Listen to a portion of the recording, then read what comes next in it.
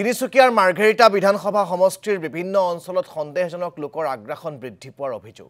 সমষ্টিটোৰ মুলাং অঞ্চলত বৃদ্ধি পাইছে সন্দেহজনক লোকৰ বসতি, ফলত অঞ্চলটোৰ খিলঞ্জীয়া লোকসকলৰ প্ৰতি ভাবুকি নামি অহাৰ অভিযোগ। ৰাজ্যৰ মুখ্যমন্ত্ৰী ডক্টৰ হিমন্ত বিশ্ব শৰ্মাই মাৰ্ঘেৰিটাৰ চৰকাৰী ভূমি সন্দেহজনক লোকে বেদখল কৰা বুলি সংবাদ মাধ্যমক অৱগত কৰে।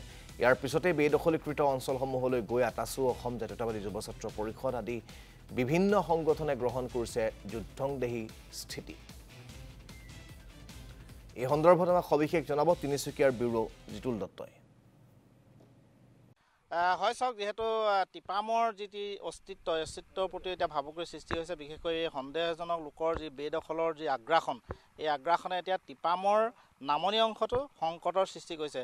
যদিও কোৱা হৈছে যে নামনি অসমত বেদখলৰ পৰিমাণটো অত্যাধিক, কিন্তু শেহতীয়াকৈ দেখা গৈছে যে নামনি অসমত উচ্ছেদ অভিযান আৰম্ভ হোৱাৰ লগে লগেই উজনিৰ বিভিন্ন অঞ্চলত এতিয়া চৰকাৰী ভূমি বেদখল কৰি থকাৰ তথ্য পোহৰলৈ আহিছে। আৰু যিসকল লোকে এই বেদখল অব্যাহত ৰাখিছে সেইসকল সন্দেহজনক লোক হিচাপে ইতিমধ্যে দেখিবলৈ পোৱা গৈছে। মই টাই আহোম ছাত্ৰ সন্থাৰ কেন্দ্ৰীয় সমিতিৰ সভাপতি মিলন বুঢ়াগোহাঁই আছে, তেখেতৰ পৰা জানিবলৈ চেষ্টা কৰিম। অসম জাতীয়তাবাদী যুৱ ছাত্ৰ পৰিষদৰ ইয়াত নেতা আছে, তেওঁলোকৰ পৰা জানিবলৈ চেষ্টা কৰিম যে মাৰ্ঘেৰিটাৰ কিছু অঞ্চলত কেনেধৰণে অবৈধ সন্দেহজনক লোকৰ আগ্ৰাসন বৃদ্ধি পাইছে। প্ৰথমতে মই আপোনাৰ ওচৰলৈ আহিছোঁ, যিহেতু আপুনি আজি বিভিন্ন অঞ্চল ঘূৰিছে, কি দেখিছে? এই যিটো পাটকাই পাহাৰ নামনি অংশতো দেখা হৈছে যে একাংশ সন্দেহজনক লোকে বেদখল আৰম্ভ কৰিছে।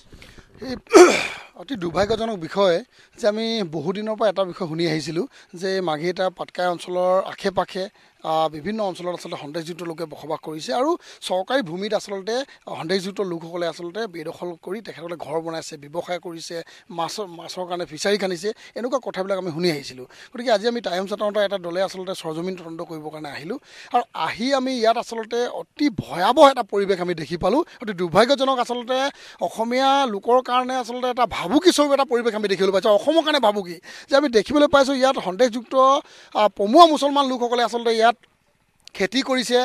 বহু বিঘা আচলতে এজন ব্যক্তিৰ নামতে তেখেতসকলে অকুপাই কৰি ৰাখিছে, খেতি কৰিছে, মাছৰ ফিচাৰী খান্দিছে, ডাঙৰ ব্যৱসায় কৰিছে, তামোল পুলি ৰুইছে।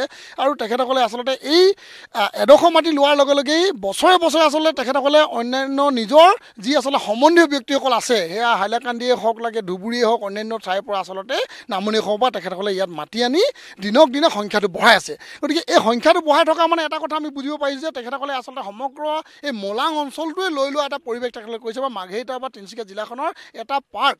আৰু যিসমূহ পাৰ্টত তেখেতসকলে বহিছে সেইসমূহ ইমান ভিতৰুৱা অঞ্চল যে আমাৰ খিলঞ্জীয়া লোকসকলে তাত আচলতে বিশেষ কাম নাথাকিলে তালৈ নাযায়। গতিকে তেখেতসকলে সেই সুবিধা লৈ তাত আচলতে এই মাটিবিলাক জব্দ কৰিছে আৰু নিজৰ কৰি লৈ গোটেই অঞ্চলটোৱে হস্তক্ষেপ কৰা এটা ষড়যন্ত্ৰ তেখেতসকলে ৰচিছে। আৰু তাত হাত উজান দিছে একাংশ আচলতে ইয়াৰ থলুৱা কিছুমান ব্যক্তিয়ে। সেইসকল আচলতে আমি শুনিবলৈ পাইছোঁ কেইজন চুলতান নামৰ জনৈক কোনোবা এডভকেট এজন আছে, কোনোবা সুবল বুলি এজন বেংগলী সম্প্ৰদায়ৰ ব্যক্তি আছে, যিসমূহ তেখেতসকলে আচলতে এনেকুৱা কৰিছে ক'ৰবাত পতা থকা মাটিও সেইকেইজনৰ নামত যদি আছে তেখেতসকলে আচলতে সন্দেহযুক্ত লোকত বিক্ৰী কৰিছে। আৰু যিসমূহত পতা নাই, চৰকাৰী ভূমি আছে, তাত বহি থকাৰ ক্ষেত্ৰতো কিন্তু তেখেতসকলে সহযোগিতা প্ৰদান কৰিছে বুলি আমি ইতিমধ্যে এইসকল ব্যক্তিৰ পৰাই শুনিবলৈ পাইছোঁ। আজি আমি সৰজমিন তদন্ত কৰিবলৈ আহি প্ৰতিজন ব্যক্তিৰ ঘৰে গৈ টাই আহোম ছাত্ৰ সন্থাৰ কৰ্মকৰ্তাসকলে তেখেতসকলক আমি সকিয়নি প্ৰদান কৰিছোঁ যে 1 মাহৰ ভিতৰত আপোনালোকে স্বইচ্ছাই এই অঞ্চল ত্যাগ কৰিব লাগিব। যি আপোনালোকে খেতি বাতি কৰি আছে এইবোৰ সমস্ত আপোনালোকে ত্যাগ কৰিব লাগিব, ব্যৱসায় ত্যাগ কৰিব লাগিব, ইয়াৰ পৰা গুচি যাওক। আৰু যদি আপোনালোকে গুচি নাযায় তেন্তে কিন্তু চৰকাৰে কি পদক্ষেপ ল'ব ইয়াৰ পিছৰ কথা। টাই আহোম ছাত্ৰ সন্থাৰ কিন্তু কৰ্মকৰ্তাসকলে আমি আহিলে নিজাববীয়াকৈ তেখেতসকলক খেদাই পঠিয়াবলৈ বাধ্য হ'ম আৰু সেই পদক্ষেপ আমি ল'বই লাগিব।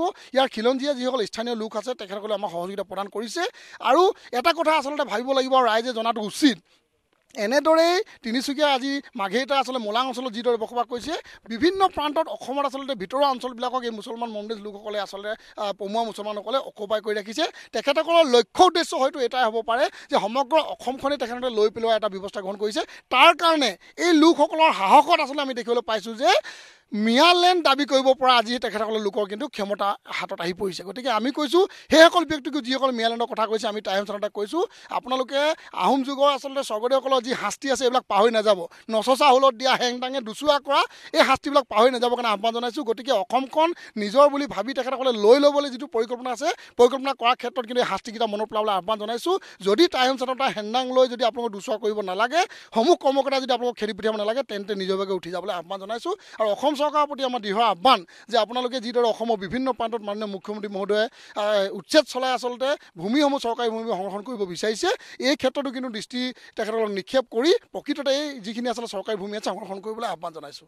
আছিলে আটাচুৰ কেন্দ্ৰীয় সমিতিৰ সভাপতি মিলন বুঢ়াগোহাঁই। মই অসম জাতীয়তাবাদী যুৱ ছাত্ৰ পৰিষদৰ মাৰ্ঘেৰিটাৰ কৰ্মকৰ্তাসকল আছে, মই তেখেতৰ পৰা জানিবলৈ চেষ্টা কৰিম। যিহেতু আমি ভাবি আহিছিলোঁ যে নামনি অসমতেই কেৱল সন্দেহজনক লোকৰ আগ্ৰাসন আছে, কিন্তু এতিয়া শেহতীয়াকৈ দেখা গৈছে যে পাটকাই পাহাৰ, যি পাহাৰে চুকাফা সেই আহোম ৰাজ্য প্ৰতিষ্ঠা কৰিছিলে, সেই পাটকাই পাহাৰৰ নামনি অংশত এতিয়া অতি ভয়াৱহভাৱে বেদখল আৰম্ভ হৈছে। আচলতে তিনিচুকীয়া জিলাৰ মাৰ্ঘেৰিটা বিধানসভা সমষ্টি বৰ স্পৰ্শকাতৰ বিষয় হৈ পৰিছে। এইটোৱে কাৰণে যিহেতু ইয়াত সন্দেহযুক্ত বাংলাদেশী নাগৰিকে ভৰি পৰিছে। লিডুম মুলাং গাঁৱকে প্ৰমুখ্যে কৰি লেখাপানীৰ গাঁও পঞ্চায়তৰ এলেকাধীন লালপাহাৰৰ ভিতৰুৱা যিবিলাক আচলতে বনাঞ্চলসমূহ আছে, ভিতৰুৱা যিবিলাক দুৰ্গম অঞ্চল আছে, সেই দুৰ্গম অঞ্চলত কিন্তু সেইসকল সন্দেহযুক্ত নাগৰিকে বসতিস্থল কৰিছে। আৰু সেই সন্দেহযুক্ত নাগৰিকসকল একাংশ মুষ্টিময় কিছুমান বেপৰোৱা মনোভাৱ থকা ব্যক্তিয়ে তেখেতসকলক ৰক্ষণাবেক্ষণ দিছে। আৰু সেইসকলকো আমি সকীয়াই দিছোঁ অসম জাতীয়তাবাদী যুৱ ছাত্ৰ পৰিষদৰ মঞ্চৰ পৰা যে এই যিসকল সন্দেহযুক্ত বাংলাদেশী নাগৰিকক যিসকলে আগস্থান দিছে, সেইসকলে যাতে এই গোটেই কাৰবাৰটোৰ পৰা পৰিহাৰ কৰক নিজক।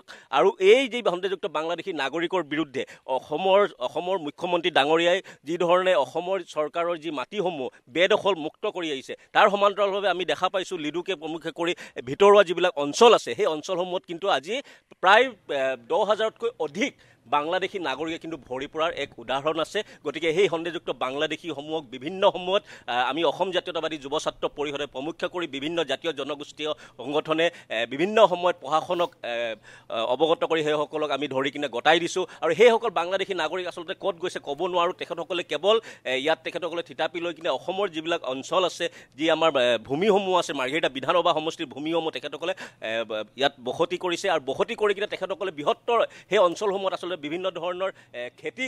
ধন্যবাদ জ্ঞাপন কৰিছোঁ জিতুল দত্ত।